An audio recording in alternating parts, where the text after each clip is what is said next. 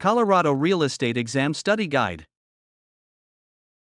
Question 1. Drew Carter holds an active broker license from another state with more than 2 years of experience. Which Colorado pathway item is most likely required under limited recognition? Option A. Automatic licensure with no Colorado exam or documents. Option B. Only a national course with no state testing. Option C. Passing the Colorado state portion and providing a certified license history with background requirements. Option D. A broker application with no license history. The correct answer is option C. Passing the Colorado state portion and providing a certified license history with background requirements. Colorado limited recognition commonly focuses on state-specific testing, licensing history, and background requirements. It is not automatic licensure. A national course does not replace Colorado-specific testing, and certified history documents help verify standing and discipline. Question 2. Logan Sue asks how many questions are listed for the Colorado state broker portion. Which count should be used? Option A. 40 state questions. Option B. 80 state questions. Option C. 120 state questions. Option D is 74 state questions. The correct answer is option D. 74 state questions. The Colorado state portion is listed with 74 questions. 80 is the national portion count, 120 refers to a time allowance for the national portion, and 40 is not the listed state count. Question 3. A complaint claims that Riley Diaz mishandled documents in a ranch parcel transaction. Which authority can investigate Colorado broker license law violations? Option A. The Colorado Real Estate Commission through its regulatory authority. Option B. The county assessor because the property has a taxable value. Option C. The buyer's lender because financing was involved. Option D. A home warranty company because repairs may be needed. The correct answer is option A. The Colorado Real Estate Commission through its regulatory authority. The Colorado Real Estate Commission regulates broker conduct and can investigate license law violations. Assessors value property for taxes, lenders underwrite loans, and warranty companies provide repair-related coverage rather than license discipline. Stressed about your TSN exam? We can take TSN exam for you remotely and undetected. We always guarantee a pass and payments only after results. To send us an email, scan the code or tap the link in the description and let's get it done. Question 4. Jamie Young becomes the employing broker for a Westminster office with several affiliated brokers. Which responsibility best fits that role? Option A. Guaranteeing every buyer's loan approval. Option B is supervising affiliated brokers, teams, assistants, records, advertising, and office policy compliance. Option C. Setting county property tax rates. Option D. Issuing building permits for renovated homes. The correct answer is option B. Supervising affiliated brokers, teams, assistants, records, advertising, and office policy compliance. An employing broker is responsible for supervision and brokerage compliance systems. Loan approvals are lender decisions, property tax rates are government matters, and building permits come from local building departments. Question 5. Marlo Ellis helps a buyer and seller complete a single-family home sale without advocating for either side. Which Colorado brokerage relationship best describes that neutral assistance? Option A. Dual agency relationship. Option B is supervising relationship for the buyer. Option C. Transaction-broker relationship. Option D. Power of attorney relationship. The correct answer is option C. Transaction-broker relationship. A transaction-broker assists with the transaction without becoming an advocate for either party. Dual agency is not the proper Colorado approach for adverse parties. Supervising creates agency under another broker's client, and power of attorney is a separate legal authorization.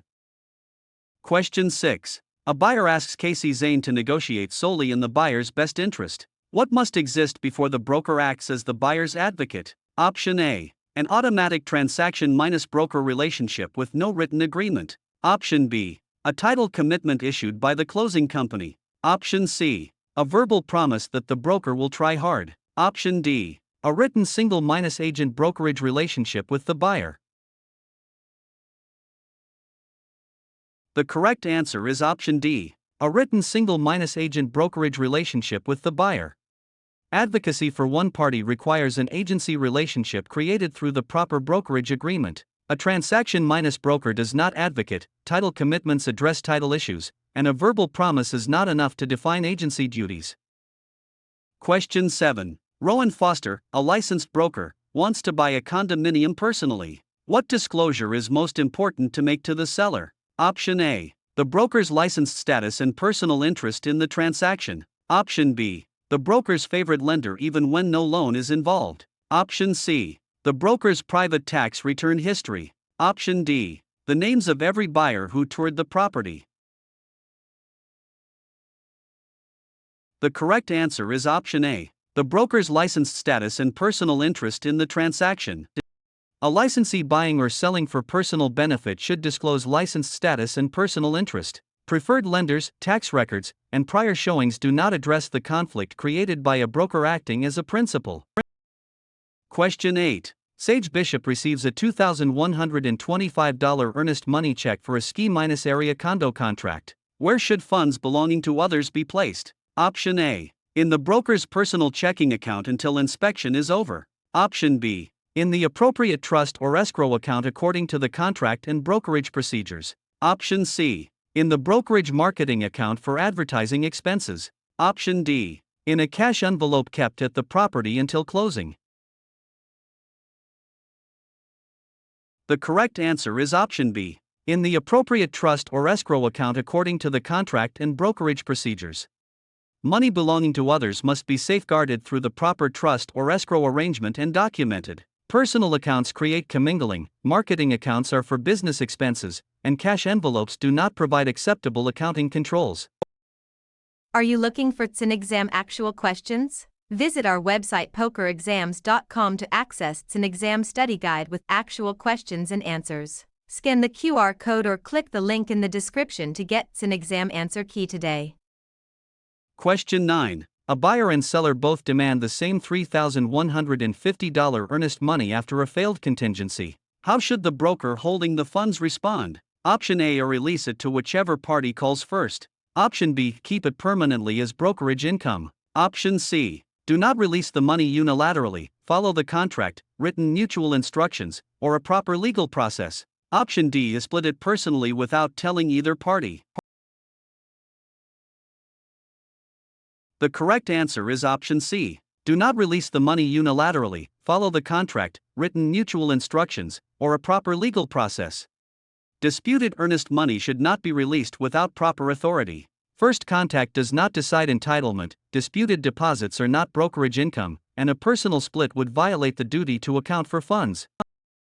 Question 10. Cameron Cruz posts a video ad for a listing in Loveland but omits the brokerage name. Which advertising issue is most likely? Option A. The ad automatically transfers title to the viewer. Option B. The ad creates a mortgage lien on the property. Option C. The ad removes the need for a written listing agreement. Option D. The ad may be misleading because it does not clearly identify the brokerage behind the advertisement. The correct answer is option D. The ad may be misleading because it does not clearly identify the brokerage behind the advertisement. Real estate advertising should be truthful and identify brokerage involvement clearly. An ad does not transfer title, does not create a mortgage lien, and does not replace a proper written listing agreement. Question 11. A seller asks Avery Hayes to charge the same commission rate as every other brokerage in town. Which antitrust concern should the broker avoid? Option A. Suggesting that commission rates are fixed or agreed upon by competing brokers. Option B. Explaining the broker's own office fee policy. Option C. Negotiating compensation in a listing agreement. Option D. Telling the seller that commissions are negotiable. The correct answer is option A. Suggesting that commission rates are fixed or agreed upon by competing brokers. Antitrust law prohibits price fixing and agreements among competitors on commission rates. A broker may explain that broker's own fee policy, negotiate compensation, and tell the seller that commissions are negotiable.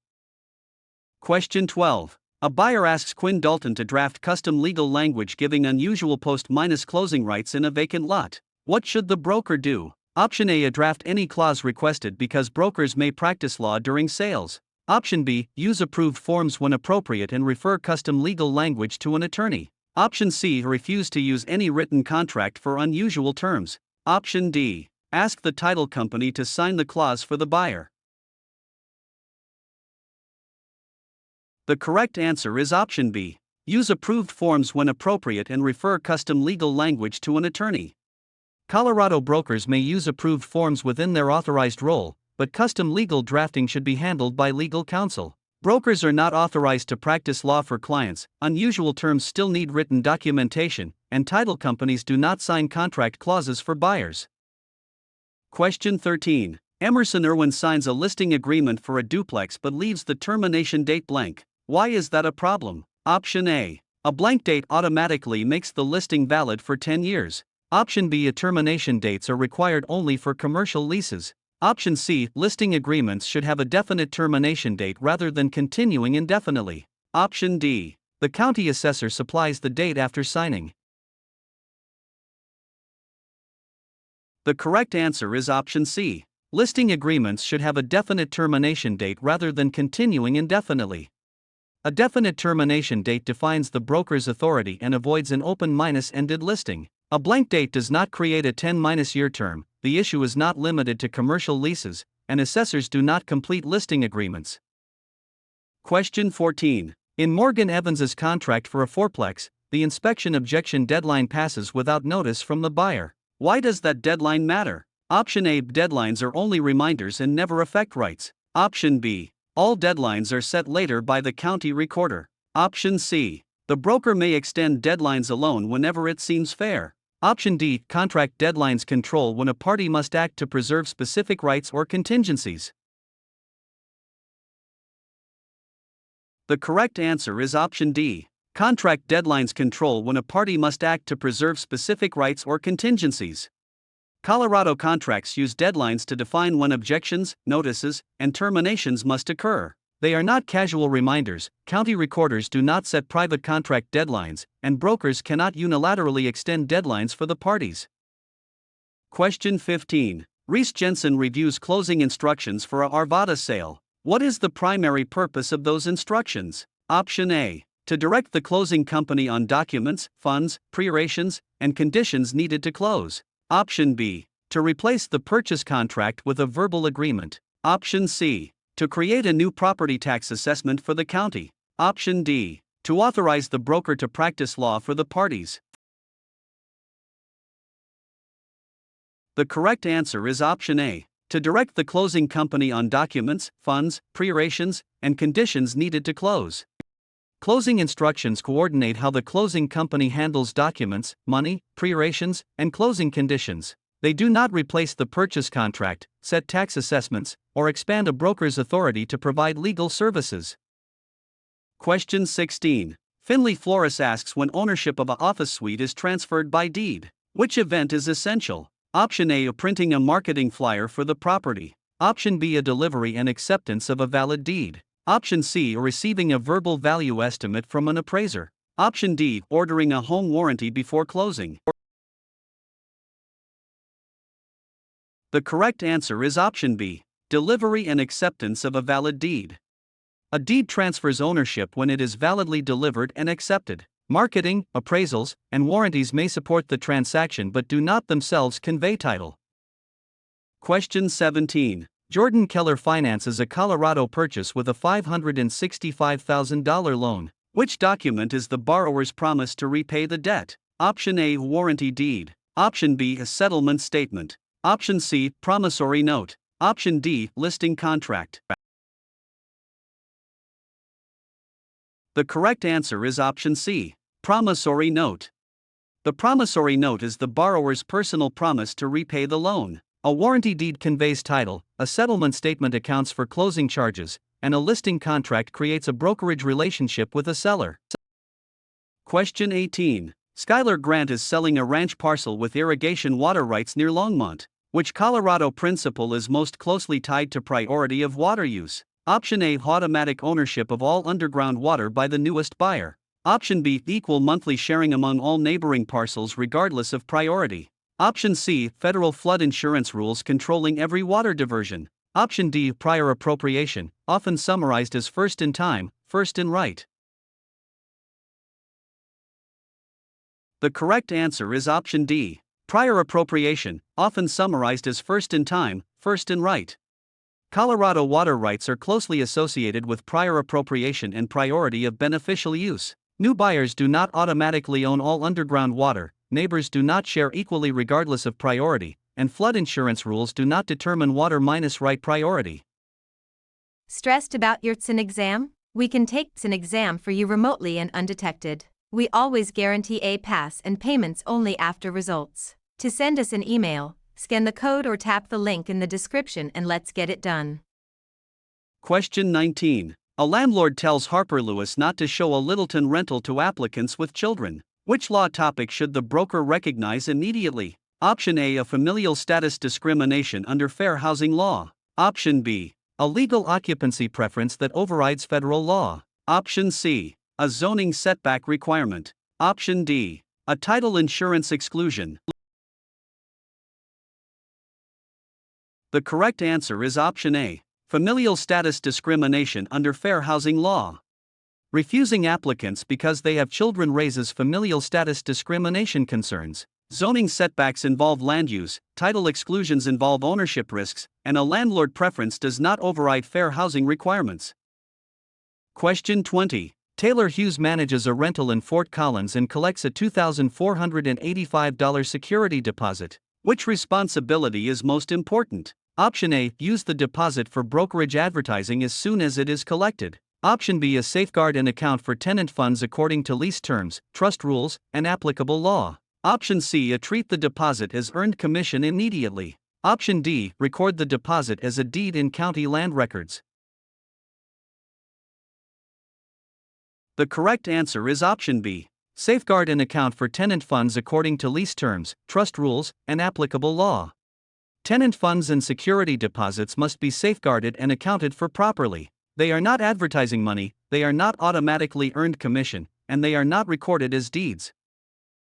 Question 21. A home built in 1975 is offered for sale, and Drew Mitchell is preparing disclosures. Which federal disclosure topic should be remembered if the home was built before 1978? Option A, new minus construction warranty registration only.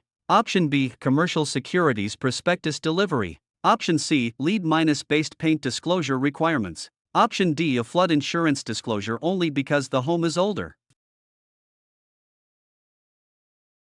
The correct answer is option C, lead minus based paint disclosure requirements.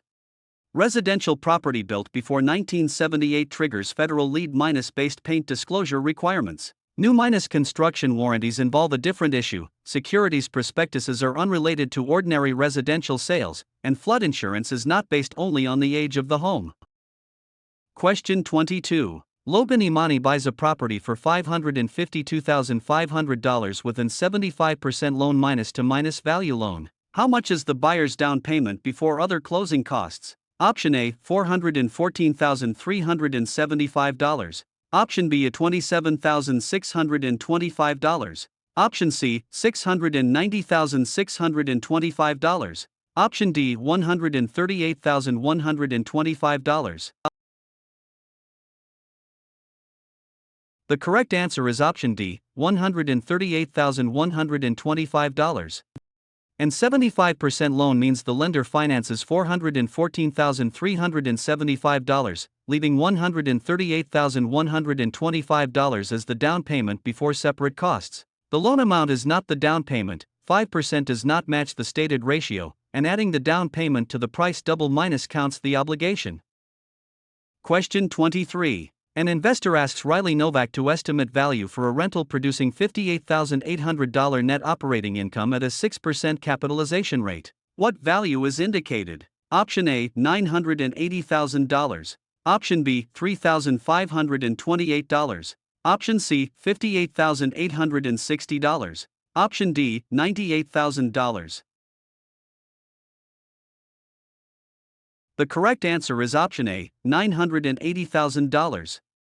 Income capitalization divides net operating income by the capitalization rate, so $58,800 divided by 0.060 indicates about $980,000. Multiplying by the rate gives only a small fraction of income, adding the rate as dollars is meaningless, and dividing by 10 times the rate understates value.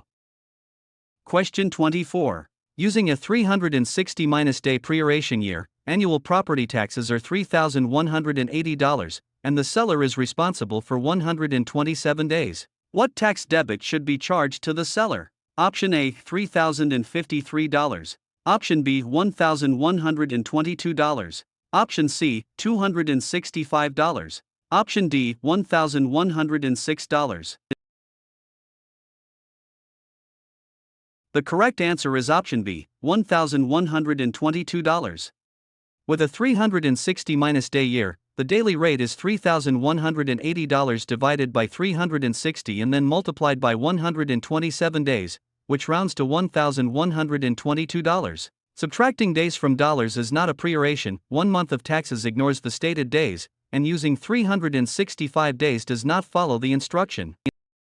Question 25. Marlo Owens notices inconsistent square footage figures for a mixed-use property in Golden. What is the best professional response? Option A, choose the largest figure because it helps marketing. Option B, hide all square footage information from the buyer. Option C, disclose the uncertainty and recommend that the parties verify measurements through reliable sources. Option D, guarantee the number without reviewing any records. The correct answer is option C. Disclose the uncertainty and recommend that the parties verify measurements through reliable sources. Conflicting measurements should be handled with disclosure, caution, and verification. Choosing the largest number can mislead buyers, hiding information does not solve the problem, and guaranteeing an unverified figure creates unnecessary liability.